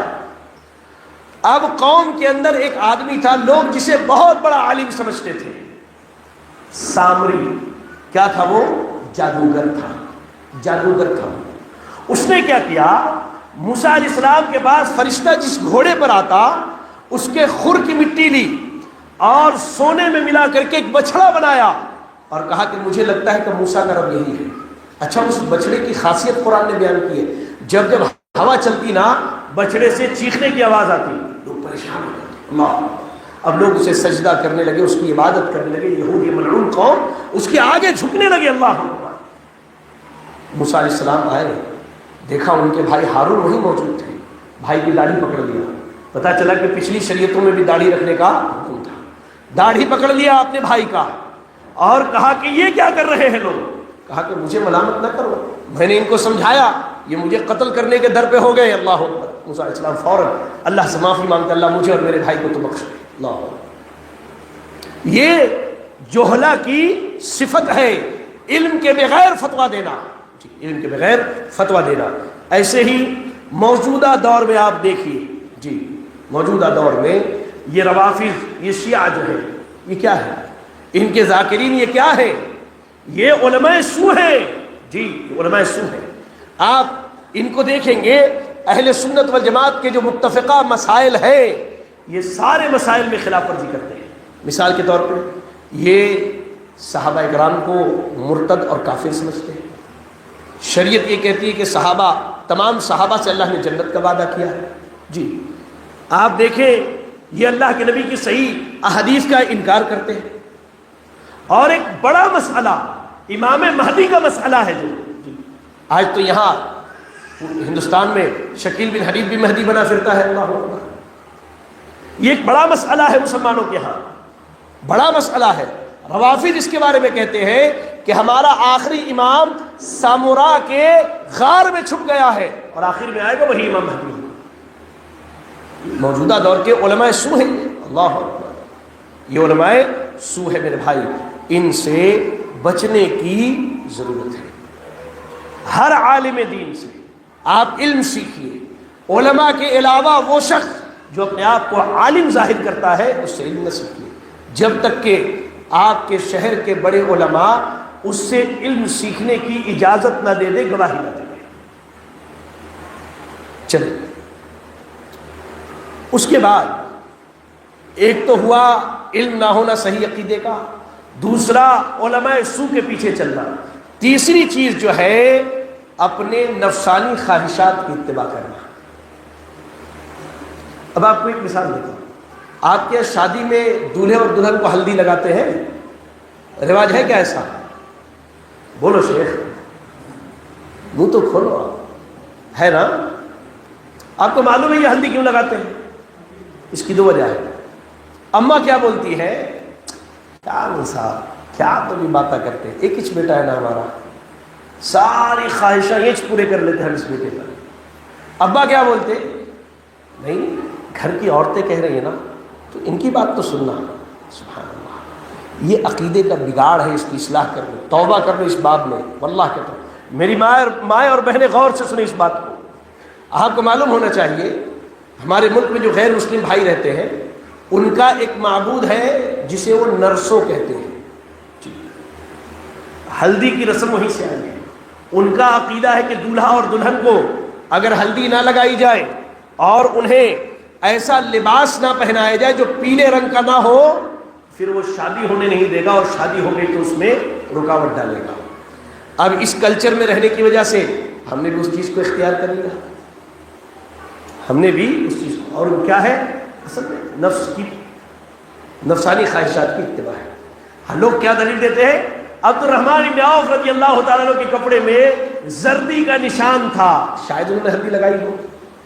ارے عبد الرحمن بن عوف کا نکاح ہوتا ہے مدینے میں، اللہ کے نبی کو معلوم نہیں ہے، آپ 5000 لوگوں کو دعوت دے کر کے بلاتے ہیں۔ سنت کی بات کیجئے تو ہر چیز میں سنت کی بات کیجئے، مطلب والی بات میں سنت کی بات نہیں ہونی چاہیے، یہ نہیں ہونا چاہیے۔ تو نفسانی خواہشات کی اتباع، اللہ نے کہا افرأیت من اتخذ الہہ ہواہ، سورۃ الجاثیہ کی آیت نمبر 23 ہے۔ اللہ نے کہا اے نبی آپ کی کیا رائے ہے، آپ کا کیا خیال ہے اس آدمی کے بارے میں جس نے اپنے نفسانی خواہشات کو اپنا رب بنا لیا۔ کہا اس کے بعد وَأَضَلَّهُ اللَّهُ عَلَىٰ عِلْمٍ، علم بھی ہے اس کو لیکن نفسانی خواہشات کو اوپر رکھتا ہے، اللہ نے کہا کہ اللہ نے اسے گمراہ کر دیا، اور اس کی آنکھ، اس کے دل اور اس کے کان پر اللہ نے مہر لگا دیا ہے، مہر لگا دیا ہے۔ یہ قرآن بھی سنتا ہے، یہ حدیثیں بھی سنتا ہے، یہ علماء کے بیانات میں بھی بیٹھتا ہے، لیکن اللہ نے اس کے دل پر تالا لگا دیا ہے نفسانی خواہشات کی اتباع کرنے کی وجہ سے۔ حق کی باتیں اس کے دل میں سماتی نہیں ہے، حق اس کے کان سے اس کے ذہن میں اترتا نہیں ہے، نہ یہ اپنی زندگی میں حق کو عمل میں لاتا ہے۔ تیسری بڑی وجہ نفسانی خواہشات کی اتباع۔ چوتھی بڑی وجہ، ہاں، نیک لوگوں کے تعلق سے غلو کرنا۔ غلو کے معنی کیا ہوتے ہیں؟ غلو کے معنی ہوتے ہیں حد سے آگے بڑھ جانا۔ اللہ اور اس کے رسول نے جو حد مقرر کیا ہے، اس حد سے آگے بڑھنے کو غلو کہا جاتا ہے، اور شریعت نے اس سے منع کیا ہے۔ اللہ نے سورۃ النساء کی آیت نمبر 171 میں کہا، یا اہل الکتاب لا تغلوا فی دینکم، اے اہل کتاب اپنے دین میں غلو نہ کرو۔ ٹھیک آپ کے پیچھے اہل کتاب کی عبادت گاہ ہے، غلو کیا، عیسیٰ علیہ السلام کو رب بنا لیا، عیسیٰ علیہ السلام کو اللہ کا بیٹا بنا لیا، اللہ اکبر، جی اللہ کا بیٹا بنا لیا۔ ہمارے یہاں لوگوں نے غلو کیا، اولیاء کو لا کر کے اللہ کے مقام پر رکھ دیا۔ حالانکہ ایک بات سنی، اللہ کے جتنے ولی ہیں، یا آپ سب اپنے عقیدے میں اس بات کو شامل کر لیجیے، اللہ کے جتنے ولی ہیں جو واقعی ولی اللہ ہیں، جن کے بارے میں قرآن کہتا ہے الذین آمنوا وکانوا یتقون، متقی ہو، ایمان والا ہو، یہ اللہ کا ولی ہے۔ کہا اللہ کے جتنے اولیاء ہیں ان سے محبت کرنا ہمارا ایمان کا حصہ ہے۔ ٹھیک، اللہ کے اولیاء سے محبت ہمارا ایمان ہے۔ اللہ کے نبی صلی اللہ علیہ وسلم کہتے ہیں، اللہ نے کہا کہ جو میرے کسی ولی سے دشمن، من عاد علی ولیا فقد آذنتہ بالحرب، جو میرے کسی ولی سے دشمنی کرے میں اس سے جنگ کا اعلان کرتا ہوں۔ اللہ اس سے جنگ کرتا ہے۔ اللہ کے سارے اولیاء سے محبت ہونی چاہیے، لیکن محبت ویسی ہونی چاہیے جیسی محبت اللہ اور اس کے رسول نے بتائی ہے۔ آج ہمارے یہاں محبت کا عالم میں آپ کو بتاؤں۔ ایک صاحب تقریر کر رہے تھے، کہتے ہیں کہ خدا کی ساری خدائی، خدا کی ساری خدائی جو ہے وہ عبد القادر جیلانی رحمۃ اللہ علیہ کے ہاتھ میں رائی کے دانے کے برابر ہے۔ یہ اتنا بڑا شرکیہ اور کفریہ جملہ ہے، میں آپ کو کیا کہوں۔ آپ کو آیت الکرسی یاد ہے سب کو؟ جی یاد ہے۔ کرسی کس چیز کو کہتے ہیں معلوم ہے نا؟ دنیاوی مثال دے رہا ہوں، اللہ کے لیے مثال نہیں بیان کی جاتی، سمجھنے کے لیے۔ حاکم جب تخت پہ بیٹھتا ہے تو اس کے نیچے ایک چھوٹی سی تیپائی ہوتی ہے قدم رکھنے کے لیے، موضع القدمین، اسے کرسی کہا جاتا ہے عربی میں۔ اللہ کہہ رہا وسع کرسیہ السماوات والارض، اللہ کی کرسی آسمان و زمین کا احاطہ کیے ہوئے ہے۔ کرسی جب اتنی عظیم ہے تو عرش کتنا عظیم ہوگا، اور اس عرش کا رب کتنا عظیم ہوگا۔ یہ اولیاء کی شان میں غلو ہے۔ آپ یہ بتائیے وہ قادر ہے یا عبد القادر ہے؟ جی وہ قادر ہے یا عبد القادر ہے؟ کیا ہے وہ؟ تو قادر کی حکومت، قادر کی سلطنت، قادر کی مخلوقات عبد القادر کے ہاتھوں پر رائی کے دانے کے برابر کیسے ہو گئی؟ کیسے ہو گئی یہ چیز؟ اللہ، یہ چیز کیسے ہو گئی؟ یہ سوچنے کی چیز ہے۔ اچھا ہمارے یہاں جب یہ بات بتائیے تو یہ علماء سو کیا کہتے ہیں؟ نہیں، قرآن میں جتنی بھی باتیں کہی گئی ہیں نا وہ کافروں کے بارے میں ہے۔ میرے بھائی سورہ نوح پڑھیے، آیت نمبر 23، سورہ نوح کی آیت نمبر 23، اللہ نے کہا لا تذرن آلہتکم ولا تذرن ودا ولا سواعا ولا یغوث ویعوق ونسرا۔ یہ ود، سواع، یغوث، یعوق اور نسر، یہ 5 آدمی کون ہیں؟ کون ہے یہ 5 آدمی؟ اللہ کے نبی صلی اللہ علیہ وسلم کہتے ہیں کہ نوح علیہ السلام کی قوم میں جب کوئی نیک آدمی، رجل صالح، حدیث کے الفاظ، نیک آدمی مر جاتا لوگ اس کی قبر بنا لیتے ہیں۔ لوگ اس کی قبر بنا لیتے ہیں، اس کا پتلا بنا لیتے ہیں۔ اللہ اکبر۔ نیک لوگوں کے باب میں نوح علیہ السلام کی قوم گمراہ ہوئی ہے، جی یاد رکھیں۔ اور آج ہمارے یہاں بھی اولیاء کی شان میں غلو نے مسلمانوں کے ایک بڑے طبقے کو گمراہی کی راہ پر لگا دیا۔ اولیاء سے محبت ایمان کا حصہ ہے، اولیاء سے محبت ہونی چاہیے، ان کے نقش قدم پر چلنے کی کوشش کرنی چاہیے، ان کے طریقے کو اختیار کرنا چاہیے، ان کے طریقے کو اختیار کرنا چاہیے۔ لیکن اولیاء کی محبت پہ آ کر کے اتنا غلو کیوں؟ اور ایک حیرانگی کی بات بتاؤں، ہمارے یہاں جب لفظ کہا جاتا ہے اولیاء اللہ، تو اس سے مراد کچھ خاص لوگ ہوتے ہیں۔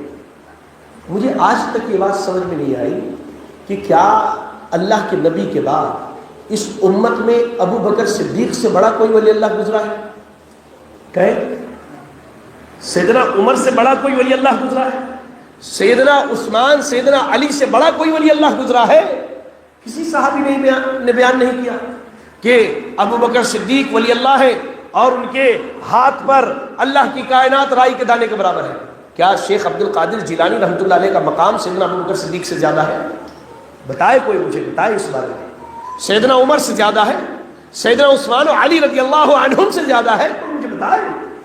ولی کی بات کی جاتی ہے تو جو حقیقی ولی اللہ ہے، جن کی سیرت کی اتباع کا اللہ نے حکم دیا ہے، ان کی بات نہیں کرنا ہے۔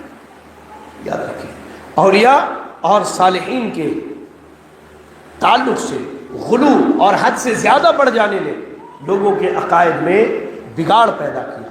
اور پانچویں اہم وجہ کیا ہے؟ اندھی تقلید، باپ دادا کی اندھی تقلید۔ آنکھ بند کر کے ایک دم باپ دادا کے پیچھے چلے جانا۔ جی لوگوں کو سمجھائیے تو کیا کہتے ہیں؟ کیا انسان، ابا بھی یہی کرے، ابا کے ابا بھی یہی کرے، سارے خاندان کے لوگ یہی کرنے کے آئے، اب ہم نہ کیا بدلنا، ہمارا بھی یہی دین ہے۔ یہ عجیب و غریب بات ہے۔ آپ کے ابا فون نہیں چلاتے تھے، آپ ماشاءاللہ اسمارٹ فون رکھتے ہیں۔ آپ کے ابا کبھی چھت والے مکان میں نہیں رہے، آپ چھت والے مکان میں رہتے ہیں۔ آپ بازار میں آلو خریدنے کے لیے جاتے ہیں نا، تو آلو کو ہاتھ میں لے کے 10 مرتبہ تولتے ہیں، دیکھتے ہیں، پوچھتے ہیں یہ کہاں کا ہے۔ پیاز لینے جاتے تو پوچھتے ہیں مہاراشٹر کے لوگ ناسک کا ہے یا کہیں اور کا۔ دین کے بارے میں آنکھ بند کیا اور چلے گئے کسی کے پیچھے۔ اللہ سنیں، اللہ نے آنکھ بند کر کے دین کے معاملے میں کسی کے پیچھے چلنے کو در حقیقت مشرکین مکہ کی عادت قرار دی ہے۔ قرآن پڑھے، سورہ زخرف کی آیت نمبر 22 پڑھیے۔ اللہ نے کہا، جب ان سے کہا جاتا کہ اللہ کے دین پر آ جاؤ، کیا کہتے؟ بل قالوا انا وجدنا آباءنا علی امۃ وانا علی آثارہم مہتدون۔ کہتے کہ بھائی ہم نے اپنے باپ دادا کو ایسے ہی کرتے پایا ہے اور ہم بھی ان کی راہ پر چل کے ہدایت یافتہ ہیں۔ صحیح عقیدے سے گمراہی کے اسباب میں ایک بڑی وجہ باپ دادا کی اندھی تقلید ہے، اور بہت سارے لوگ بیچارے حق جانتے ہوئے سمجھتے ہوئے بھی صرف باپ دادا کی محبت میں دین پر نہیں آتے۔ انجام کیا ہوتا ہے؟ انجام کیا ہوگا میں آپ کو بتاتا ہوں۔ اللہ کے نبی صلی اللہ علیہ وسلم نے اپنے چچا ابو طالب پر دین پیش کیا۔ وہ ابو طالب جو اللہ کے نبی سے سب سے زیادہ محبت کرنے والے، آپ کی حمایت، آپ کی مدد، اپنے مال سے، جان سے، ہر چیز لٹانے والے ابو طالب۔ اللہ کے نبی نے کہا یا عمی قل کلمۃ، قل کلمۃ، کہا ہے میرے چچا ایک کلمہ پڑھ لیجئے۔ کہا کیا ہے بھتیجے؟ کہا لا الہ الا اللہ، لا الہ الا اللہ، ایسا کلمہ ہے کہ میں قیامت کے دن اللہ کے سامنے آپ کے بارے میں بات کروں گا۔ ابو طالب نے آخری وقت میں کہا، خاندان کے لوگ جمع ہو گئے، باپ دادا اور رشتہ دار جمع ہو گئے۔ کہا کہ اپنے باپ دادا کے دین سے پھر جاؤ گے؟ کہا کہ میں اپنے باپ دادا کے دین پر ہوں اور اس پر میری موت ہوتی ہے۔ صحیح حدیث کے الفاظ ہیں کہ جہنم میں سب سے ہلکا عذاب ابو طالب کو دیا جائے گا، آگ کی جوتی پہنائی جائے گی اور دماغ کھولتا رہے گا۔ سوچئے، باپ دادا کی تقلید، اندھی تقلید کرتے ہوئے جو حق کو قبول نہ کرے، جہنم میں اللہ نے اس کے لیے کتنا بڑا عذاب تیار کر کے رکھا ہے۔ اللہ اکبر۔ اور ایک آخری بات، صحیح عقیدے سے گمراہی کی ایک آخری اور بڑی وجہ کیا ہے؟ اللہ کی آیات میں غور و فکر نہ کرنا۔ اب اللہ کی آیتیں دو طرح کی ہیں، ایک تو قرآنی آیتیں، شرعی آیتیں، اور ایک ہے کونی آیتیں. اس کائنات میں غور و فکر نہ کرنا. آج دیکھیے ہمارے یہاں ایک عقیدہ پایا جاتا ہے، میں مثال دیتا ہوں، وسیلے کا عقیدہ. ہمارے بعض بھائی کہتے ہیں کہ جب تک کسی کا وسیلہ نہ لو اللہ دعا نہیں سنتا ہے. اب آپ عقل سے مجھے ایک بات بتائیے، مثال کے طور پر زید کا وسیلہ نہ لیجئے تب تک اللہ تعالیٰ آپ کی دعا نہیں سنے گا. لوگ کیا کہتے ہیں، اللہ تو زید کے وسیلے سے ہماری دعا قبول فرما لے. میں ایک نام لے رہا ہوں سمجھانے کے لیے. لوگ کہتے ہیں جب تک یہ نہ کہیے گا ہماری دعا اللہ تک نہیں پہنچتی. کیوں نہیں پہنچتی؟ ہم بڑے گنہگار لوگ ہیں، بڑے گنہگار لوگ ہیں، اللہ ہماری کہاں سنے گا. اچھا دوسری وجہ کیا بتاتے ہیں؟ دنیا کی مثال دیتے ہیں کہ بڑے حاکم تک پہنچنے کے لیے چھوٹے لوگوں کو پکڑ پکڑ کے وہاں تک پہنچایا جاتا ہے. تیسری بات کیا بتائی جاتی ہے؟ آپ چھت پہ ڈائریکٹ چڑھ جاتے ہیں یا سیڑھی سے چڑھتے ہیں. یہی باتیں کی جاتی ہیں. پہلی بات مجھے یہ بتاؤ، جب زید پیدا نہیں ہوئے تھے تو اللہ تعالیٰ کس کے وسیلے سے دعا سنتا تھا؟ پہلا سوال. آپ غور کیجئے نا اللہ کی آیتوں میں، جب زید پیدا نہیں ہوئے تھے تو اللہ تعالیٰ کس کے وسیلے سے دعا سنتا تھا؟ پہلی بات. دوسری بات، نیچے والے کو پکڑیے وہ اوپر والے تک لے جائے گا. سبحان اللہ. آپ کے علاقے کا جو ایم ایل اے ہے نا اس کو آپ کا نام بھی نہیں معلوم ہوگا، لیکن اس دنیا کے بنانے سے 50,000 سال پہلے اللہ نے آپ کی تقدیر لکھ دی اور اللہ آپ کو جانتا ہے. آپ ماں کے پیٹ میں پانی کے قطرے کی صورت میں ہوتے ہیں نا تب بھی اللہ آپ کو جانتا ہے. جب وہ پانی خون بنتا ہے تب بھی اللہ آپ کو جانتا ہے. وہ خون جب گوشت سے ہڈی پر گوشت تب بھی اللہ آپ کو جانتا ہے. یہ بتائیے جو رب آپ کو اس حالتوں میں جانتا ہے کیا وہ رب آپ کو پہچانتا نہیں کہ آپ کی دعائیں نہیں سنے گا؟ حیرانگی کی بات تو یہ ہے کہ ایک زندہ رب کو پکارنے کے لیے ایک فوت شدہ انسان کا وسیلہ لگاتے ہیں. جو رب اپنی زندگی کے بارے میں کہتا ہے اللہ لا الہ الا هو الحی القیوم، اللہ وہ ہے جو ہمیشہ سے زندہ ہے. ایسی زندگی لا تأخذہ سنۃ ولا نوم، اس کی زندگی کے آڑے تو نہ اونگ آتی ہے نہ نیند آتی ہے. وہ زندہ رب محتاج ہے کسی کے وسیلے کا، ایسے شخص کے وسیلے کا کہ جسے من و من مٹی کے اندر دبا دیا گیا، اللہ اکبر، اس کا محتاج ہے اللہ تعالیٰ. اور تیسری بات، سیڑھی چڑھیں تو چھت پہ پہنچتے ہیں، تو کسی کو پکڑے تب اللہ تک پہنچتے ہیں. یہ بتاؤ تم اللہ کو نعوذ باللہ دنیا کی چھت اور سیڑھی سمجھتے ہو؟ اللہ قرآن میں کہتا ہے فلا تضربوا للہ الامثال، اللہ کے لیے مثالیں بیان نہ کرو. وَلِلَّهِ الْمَثَلُ الْأَعْلَى، اللہ نے کہا اللہ کے لیے بڑی اعلیٰ مثالیں. دنیا کی ان حقیر چیزوں سے اپنے رب کی مثال، اپنے رب کی عزت کا تو خیال کرو کم از کم کہ وہ تمہارا رب ہے. اللہ کی قسم کہتے ہیں دنیا کی چیزوں سے مثال دیتے ہیں. اللہ اکبر. آپ اس کائنات میں غور کیجیے، آپ کو معلوم ہوگا دنیا میں جتنے انسان ہیں، میں صرف ایک مثال دیتا ہوں، ایک مثال، جتنے انسان ہیں. چلیے ایک دوسری مثال دیتا ہوں. شیخ معاویہ ہمارے یہاں موجود ہے. میں شیخ کے گاؤں گیا تھا ایک مرتبہ، تو ہم وہاں سے سرسی جا رہے تھے دعوت و تبلیغ کے ارادے سے. تو جنگل سے ہو کر کے گزرنا تھا، تقریباً 70 کلومیٹر کا جنگل تھا وہ. میں نے بات میں لوگوں کو کہا کہ اس 70 کلومیٹر میں لاکھوں درخت ہوں گے، لاکھوں درخت ہوں گے. لاکھوں درخت میں سے کسی ایک درخت کا ایک پتا بھی گرتا ہے تو وہ پتا اللہ کے علم میں ہوتا ہے. آپ یہ غور کیجئے، جو اللہ اتنا باریک بھی خبر رکھنے والا ہے، کیا وہ آپ کو جانتا نہیں ہے؟ کیا وہ رب آپ کو پہچانتا نہیں ہے؟ جی، اس رب سے اپنی پہچان کروانے کے لیے آپ کسی کے وسیلے کے محتاج ہیں. آپ غور کر کے دیکھیے ان باتوں کو. دوسری مثال جو میں دینا چاہتا تھا، دنیا کی اتنی بڑی 8 بلین آبادی ہے دنیا کی. اللہ کی قدرت دیکھیے، کسی کے آنکھ کا ریٹینا اور کسی کے فنگر پرنٹ کسی ایک دوسرے سے نہیں ملتے ہیں. اور رب اتنا عظیم، فتبارک اللہ احسن الخالقین، سب سے بہترین پیدا کرنے والا وہ رب، کیا وہ کسی کا محتاج ہے؟ اللہ نے قرآن مجید کے اندر کہا اولئک الذین طبع اللہ علی قلوبہم وسمعہم وابصارہم واولئک هم الغافلون۔ اللہ نے مشرکوں کے بارے میں کہا کہ یہ وہ لوگ ہیں جن کے دلوں پر اللہ نے مہر لگا دیا ہے، ان کے کان اور ان کے آنکھوں پر اللہ نے مہر لگا دیا ہے، اور یہ غافل لوگوں میں سے غافل ہو کے زندگی گزاریے گا، عقیدے کے باب میں گمراہ ہو جائیے گا۔ اس کائنات میں اور اللہ کی قرآنی آیات میں آپ غور کیجئے، آپ اپنے رب کو پہچان لیجیے۔ ارے آپ کہتے ہیں کہ وسیلہ نہ لگائے تو اللہ کی نعمتیں نہیں ملتی ہیں۔ ایک مثال دیتا ہوں، آپ جب کبھی مدینہ جائیں اللہ سے دعا کریں اللہ ہم سب کو ہمارے نبی کی مسجد کی زیارت کی توفیق عطا فرما دے۔ مدینے میں حکومت نے ایگزیبیشنز بنائے ہیں کچھ، ایک ہے معرض رسول اللہ صلی اللہ علیہ وسلم، آپ اس میں جائیں گے تو اللہ کے نبی کے زمانے میں مدینہ کیسا تھا، آپ کا گھر کہاں، صحابہ کہاں رہتے تھے، کہ یہ ہے پورا۔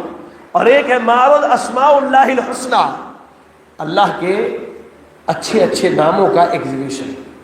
ایک دن ہم وہاں موجود تھے تو ہمارے کچھ ساتھی تھے، جب میں وہاں پہنچا تو میرے ساتھی نے مائک میرے کندھے میں ڈال دیا کہ جو آپ کے ساتھ لوگ آئے ہیں اردو زبان والے، ان کو اللہ کے ناموں کے بارے میں سمجھائیے۔ ہم کرتے کرتے پہنچے ایک مقام پر جہاں اللہ کی ایک صفت الرزاق کا ذکر ہے کہ اللہ رزق دینے والا ہے، اور اس کے نیچے ایک تصویر بنی ہوئی تھی، ویل مچھلی کی تصویر بنی ہوئی تھی۔ آپ کہتے ہیں کہ بغیر وسیلے کے اللہ رزق نہیں دیتا، ویل مچھلی ایک دن میں 100 ٹن سے زیادہ مچھلی کھاتی ہے، وہ کسی کے وسیلے کے بغیر اللہ کو نہیں پکارتی، اللہ سیدھے سیدھے اس کو رزق دیتا ہے، اللہ اس کو سیدھے سیدھے رزق دیتا ہے میرے بھائی۔ وہ رب کسی کے وسیلے کا محتاج نہیں ہے۔ آپ اللہ کی آیات میں اور اللہ کی کائنات میں غور کریں گے، اللہ کی قسم کہتا ہوں، اللہ نے کہا کہ ہم ان کو آفاق میں، آسمان میں اور ان کے آپ میں ایسی ایسی نشانیاں دکھائیں گے کہ ان کو یقین ہو جائے گا اللہ کا کلام حق ہے، اللہ کی ذات حق ہے، اللہ کا دین حق ہے۔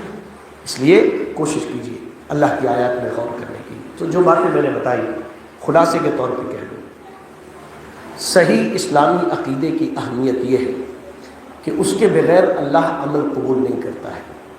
عمل کی قبولیت کا ذریعہ کیا ہے؟ صحیح اسلامی عقیدہ۔ اللہ نے تمام نبیوں اور رسولوں کو بھیجا اور تمام انبیاء نے اپنی قوم کو صحیح اسلامی عقیدے کی دعوت دی۔ اس کے بعد ہم نے کہا کہ دنیا میں ہدایت اور دنیا میں امن اور آخرت میں امن چاہیے تو آپ اپنے عقیدے کی اصلاح کر لیجیے۔ اس کے بعد بات یہ آئی کہ صحیح عقیدے سے، صحیح عقیدے کے بعد میں دلیل کہاں سے لی جائے گی؟ کہیے میرے ساتھ، اللہ کی کتاب کہاں سے؟ اللہ کے نبی صلی اللہ علیہ وسلم کی صحیح سند سے ثابت سنتوں سے، اور صحابہ اکرام رضی اللہ تعالیٰ عنہ کے اجماع سے، یہاں سے دلیل لی جائے گی۔ لوگ عقیدے کے بعد میں گمراہ کیوں ہیں؟ اس کے کئی اسباب ہیں۔ پہلی چیز صحیح عقیدے کا علم نہ ہونا، پڑھنے پڑھانے کا اہتمام نہ کرنا۔ دوسری چیز گمراہ قسم کے علماء کی اتباع کرنا۔ تیسری چیز اپنے نفسانی خواہشات کے پیچھے پڑ جانا۔ چوتھی چیز نیک لوگوں کے بارے میں غلو کرنا۔ پانچویں چیز باپ دادا کی اندھی تقلید کرنا۔ چھٹی چیز انسان کا غافل رہنا، غفلت اختیار کرنا۔ اور ساتویں چیز جو ہے کہا، چھٹی چیز یہی تھی کہ انسان کا غافل ہو جانا، اللہ کی آیات اور اس کائنات میں غور و فکر نہ کرنا۔ یہ کچھ ٹوٹی پھوٹی باتیں تھیں جو میں نے آپ کے سامنے رکھی ہیں۔ اس میں جو بھی باتیں ہیں جن میں خیر کا پہلو ہے وہ اللہ رب العالمین کے طرف سے ہے، اور اس میں جو کمی، نقص اور خرابی ہے وہ میرے نفس کی خرابی اور شیطان کے شر سے ہے، جس سے میں اللہ کی پناہ میں آتا ہوں۔ اور میں اللہ سے دعا کرتا ہوں کہ اللہ تعالیٰ ہمیں اور آپ کو صحیح اسلامی عقیدے کو پڑھنے، سیکھنے، سمجھنے اور اس کے مطابق عمل کرنے کی توفیق عطا فرمائے۔ اللہ ہماری اور آپ کی دین، ایمان، عزت، عقیدہ، منہج، ہر چیز کی حفاظت فرمائے۔ اللہ العالمین ہم میں جو پریشان حال ہیں اللہ ان کی پریشانیوں کو دور فرما دے۔ اللہ جو بیمار ہیں انہیں شفا کامل عاجل عطا فرما دے۔ اللہ جو مقروض ہیں انہیں قرض کی ادائیگی کی توفیق عطا فرما دے۔ اللہ یہ 3 دنوں کا دورہ جن بھائیوں کی کوشش سے ہوا ہے اللہ تو ان کی کوششوں کو قبول فرما دے۔ اللہ تو ہمارے علماء کی حفاظت فرما دے۔ اللہ تو ہمارے عوام کی حفاظت فرما دے۔ اللہ تو جب تک دنیا میں زندہ رکھ، دین اسلام پر زندہ رکھ، اور خاتمہ امام اسلام کی حالت میں ہو. آمین. وآخر دعوانا ان الحمد للہ رب العالمین. جزاکم اللہ خیرا. السلام علیکم ورحمۃ اللہ وبرکاتہ.